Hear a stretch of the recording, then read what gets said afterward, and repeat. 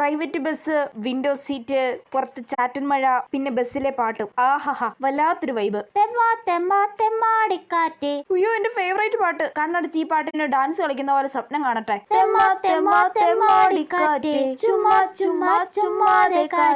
ഓ, ഇവർക്ക് ഈ പാട്ടൊന്ന് നിർത്തിക്കൂടെ? അവന്റെ ഒരു തെമ്മാടിക്കാറ്റ്. ഈ അമ്മച്ചിയുടെ ഉറക്കം കഴിഞ്ഞാ? വേണമെങ്കിൽ കേട്ടാ മതി അമ്മച്ചി, ഇല്ലെങ്കിൽ ചെവി പോത്തിയിരുന്നോ. അല്ല പിന്നെ നീ മഴമേഘത്തുടി കൊട്ടാതെ കളമുളയെ ചുംബിക്കാതെ.